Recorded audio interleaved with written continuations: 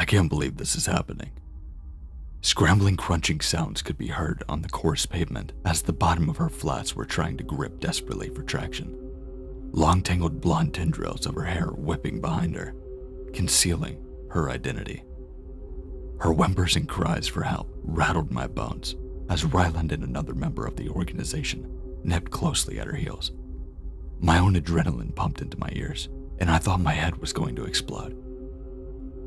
Suddenly, I stopped short as Casey grabbed her from behind, slamming her back against his chest. You can actually hear the air being drawn out of her lungs, her knuckles turning white as she tried to fight off Casey. This next Jane Doe was a fighter, and she was going to leave a mark on him, like the predator he was. Swallowing hard and walking closer as Casey pinched her larynx with his forefingers, Jane Doe struggled to breathe before being rendered unconscious. Ryland turned to me as I was the one who held onto his container of the sterilized surgical instruments, as my own hands trembled with anxiety. Carrie. His voice became more and more distant as I let out a blood-curdling scream as the kill kit scattered across the pavement, and I ran faster than I have ever run in my life. Get her. I could hear Casey yell harshly behind Ryland, and I knew I couldn't outrun him. This is what he did for a living, and this is a new record that would be broken. 2 Jane Does in one night. Saying a silent prayer in my mind, I felt a sharp object penetrate the side of my neck, a hypodermic needle containing particular medication I had stolen from work, Saxenylcholine. It's a drug that relaxes your muscles and leaves you paralyzed, causing painful side effects, including death. As my body became flaccid and paralyzed, the last thing I remembered seeing was Ryland on top of me. Then, that was it. Suddenly, my nerves awakened in a frenzy as Ryland's smoky, panicked voice gruffed in my ear. Baby, wake up. Come back to me. Wake up. Ryland started shaking me, and I kept squirming and clawing at the air, like my own life depended on it. Another night terror. When will these ever stop? My life has taken a bizarre turn, but I couldn't be certain if it's for the better or for the worse.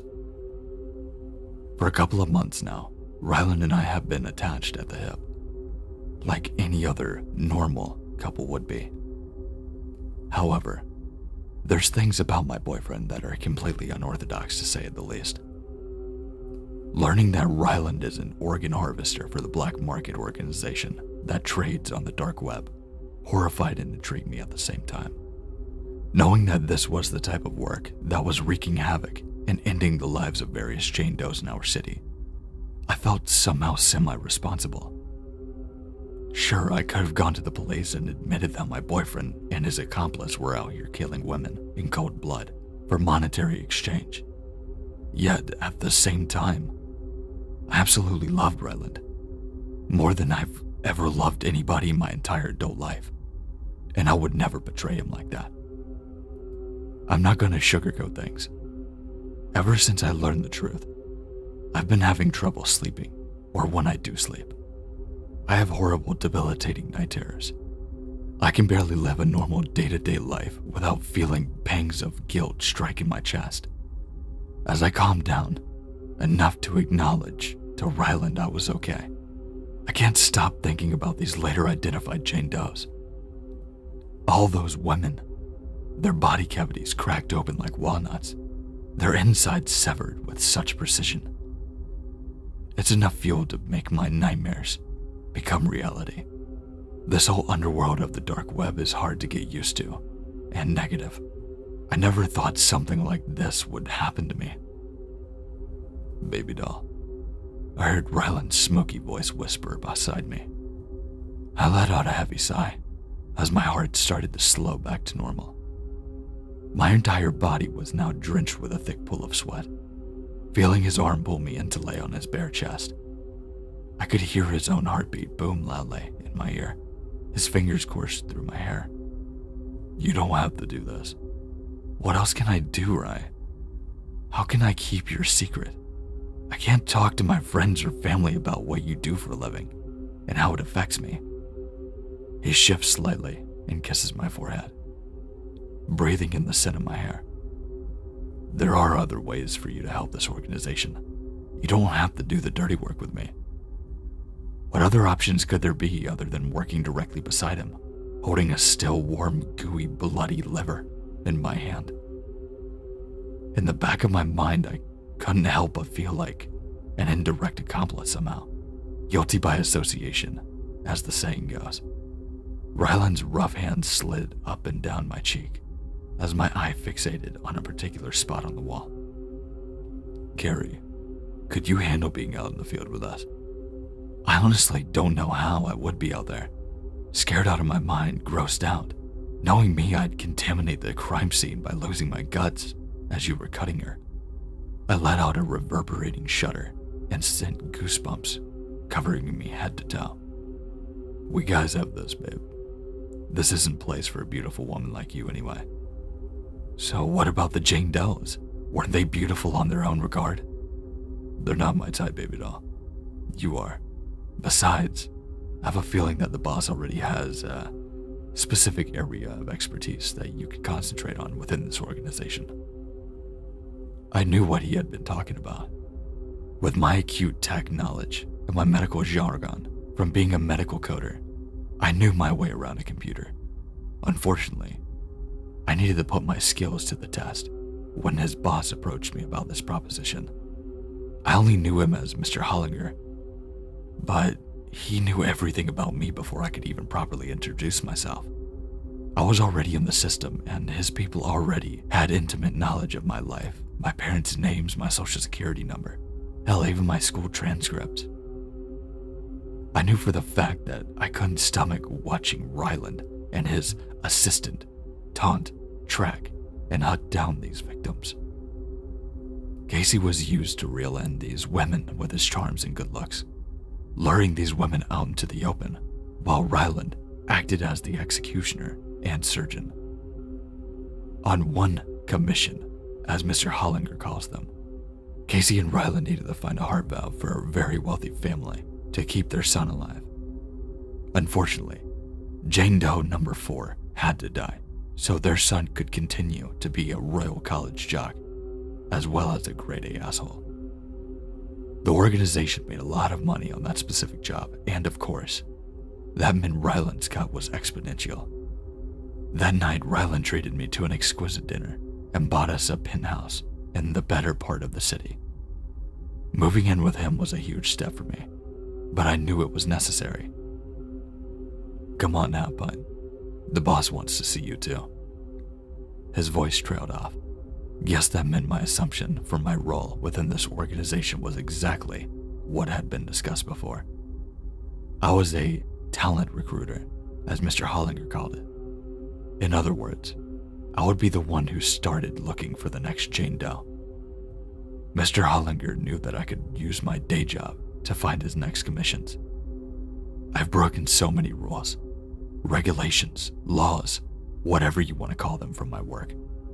Thanks to now being associated with the dark web, I would never get into actual trouble.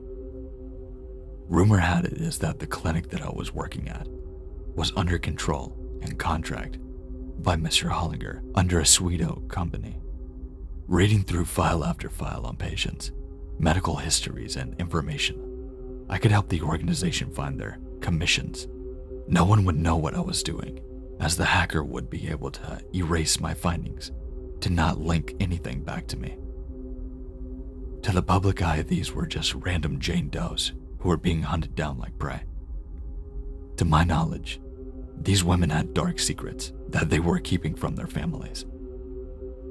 The clinic I worked for was somewhat controversial, and when police find out exactly why these women were being targeted, a media hailstorm could shatter everything in its wake.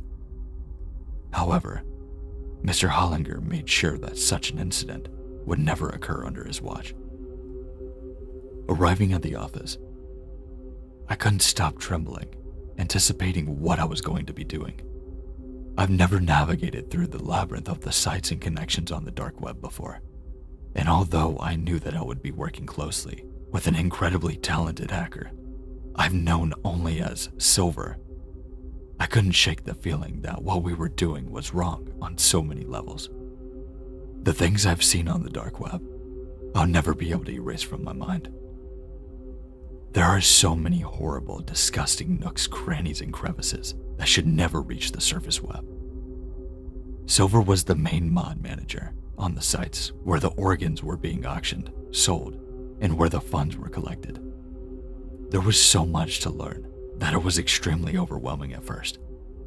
Maybe I didn't have the aptitude, after all, to do any of this.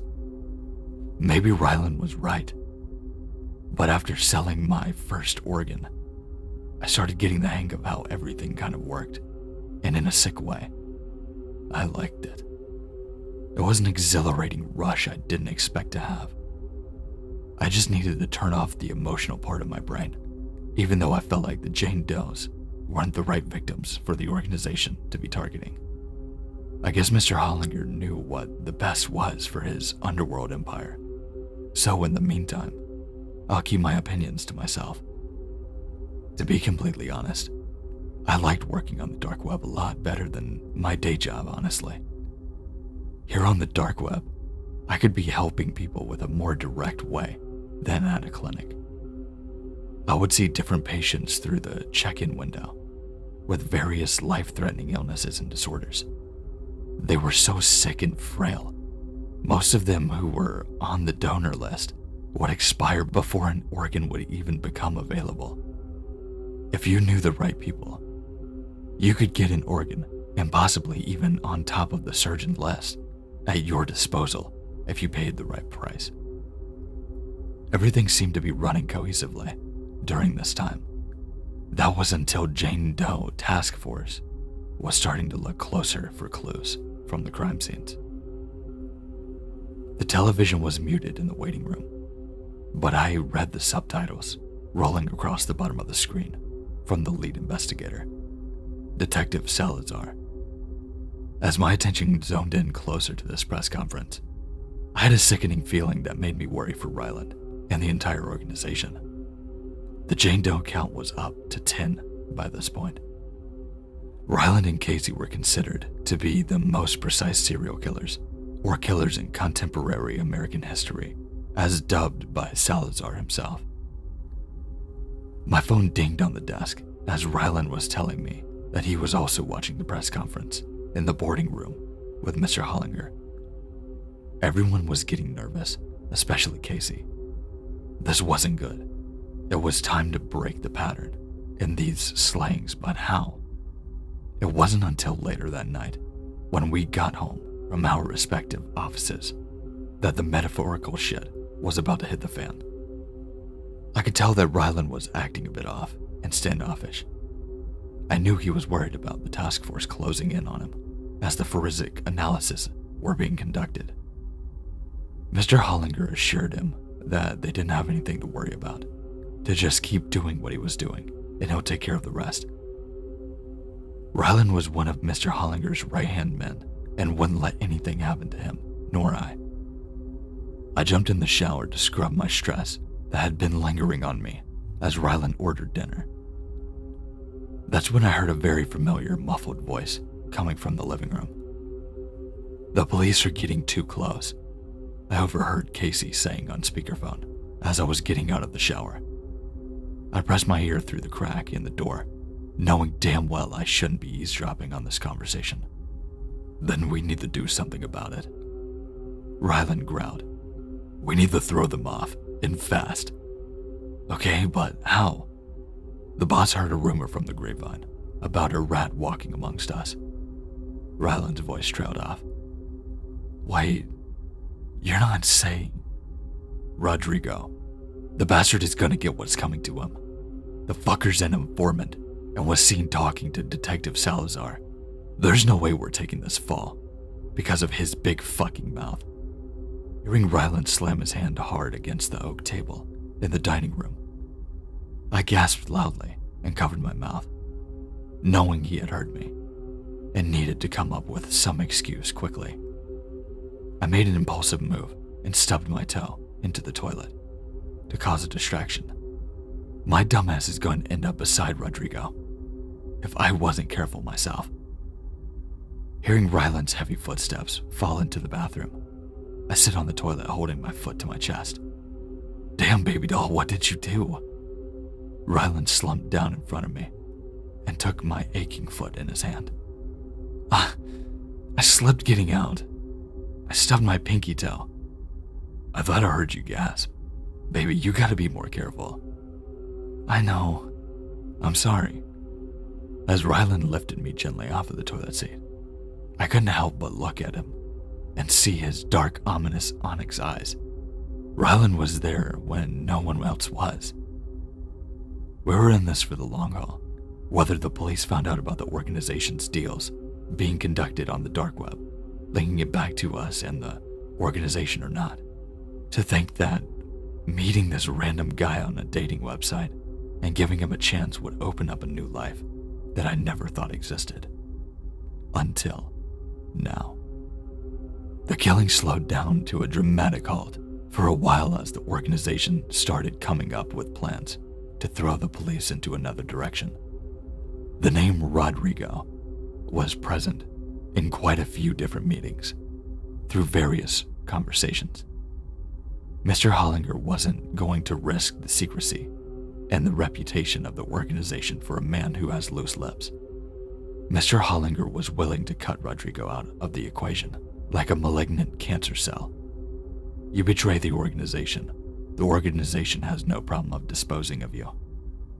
I guess Casey's paranoia got the best of him, and Mr. Hollinger thought that it would be better for him to take some time off in a safe house in a neighboring town until he got his head screwed on right.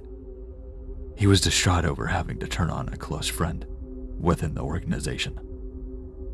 Rodrigo knew the risks that he would be taking when he agreed to become an informant. As the old saying goes, snitches get stitches and end up in ditches. Lucky for Rodrigo, he won't end up in a ditch. Yet. As I retreated back to my desk in the adjacent monitoring room, Silver had already been transferring funds from one transaction to an overseas bank account that was totally untraceable. Although I was absolutely petrified before about being involved in this lifestyle, it started to grow on me more and more. My soft, passionate heart started to harden and almost turned to stone. Once you're in it for life, unless you somehow find a way to escape. I recall a conversation with Ryland when we had first started dating. Of course, we went through the monotonous first date interviews. Questions like, what's your favorite color, favorite ice cream flavor? Do you see a future with me? That last question was what I thought about a lot. Could I see a future with Ryland? Abso-fucking-lutely. We talked about getting married, starting a family, growing old together. But having two parents involved in the dark web was risky, and is that a risk that we're willing to take when we welcome a baby into this world? I guess only time will tell. Out of my peripheral, I noticed something peculiar on the monitoring system for one of the organ sites that I managed. Someone was active and looking through the inventory very meticulously. Someone was desperate enough to look at organs in a gross price range. Finally, I decided that it was time to have a chat with this mystery voyeur. Are you finding what you're looking for? I could see this person attempting to type in a chat box, but stopped every once in a while, trying to bring himself to say words that he needed to say. Looks like we got ourselves a winner. I know you're still there. Are you finding what you're looking for? Hi. I need a kidney, was the response. Blood type was AB negative. Poor bastard. A rare blood type, and this guy was running out of time. After Silver pulled up the IP address, it connected me to a guy named Eric Weller. After much needed research, he married his sweetheart, Eliana, and she was dying from acute kidney failure. Shaking my head, I fell for him. Being in the medical field, I've seen how devastating these diseases can be and how rapid the deterioration process can be on the body. I called Ryland and needed to get his opinion on something when Eric revealed that he didn't have the funds needed to get his wife that kidney. Talking with the boss was going to be difficult. Mr. Hollinger could be the sweetest man or the most cold-blooded asshole you'd ever encounter. As I explained the situation to the best of my abilities, I waited on pins and needles for Ryland's response. Give it to him. The boss has a debt that needs to be paid off. Sealing the deal was an easy part. Eric will get his kidney, but it will be a higher cost whether he knew it or not. The door to the monitoring room opened up and closed behind me as I could hear Ryland's heavy footfall. He placed his hand on my shoulder as I draw in a deep breath. Rodrigo. His voice growls as Silver leaves the room, giving me and Ryland the space that we needed to discuss business. The boss is getting everything arranged as we speak. David will be handling this case, as he's one of the best. Just out of curiosity, what's Rodrigo's blood type? AB negative. I nodded. Perfect. Looks like this Eliana Weller is the lucky recipient of a freshly dissected kidney. I smiled with a wicked grin that would have terrified the old me. The tension in the air was electrifying. If you're a rat in any kind of relationship, organization, whatever the case may be, you immediately know what's going to happen to you. For Rodrigo, the boss had a special fate in store for him. Eric Weller was going to find out soon enough. As I sent the confirmation email to Eric, I turned to Ryland and whispered, "This guy has no idea what he is in for."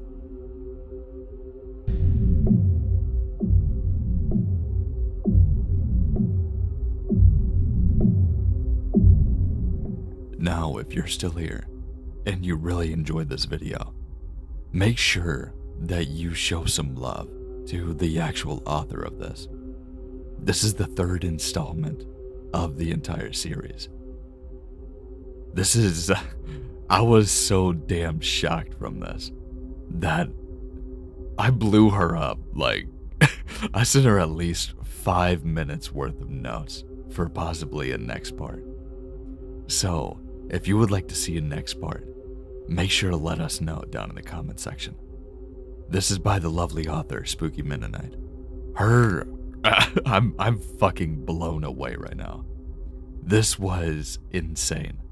Like, it's that really good filler because you know something is about to happen. You know shit's about to fucking go down. And that is probably the best type of story. So, props to her for that. And if you haven't seen the other 2 parts, please make sure to go check those out. I will make sure to put them in the description as well. So, with that being said, thanks for watching. I really hope you enjoy it. If you did and you would like to see more of these, make sure to comment down below saying so. Make sure to like, comment, and if you're new to this channel, make sure to subscribe. We've got a lot more of this stuff, and this is just the surface. So, with that being said, make sure to check out the links in the description like Twitter, Instagram, everything like that if you would like to be updated on everything. And also, check out the channel's members, where I post bonus content, stuff like that, including like my merchandise and bloopers and stuff like that. But with that being said, stay safe, stay scary, and I'll see you in the next one. Spooky Mennonite, you need to know that you did a fantastic fucking job. This was fucking awesome. Okay, bye.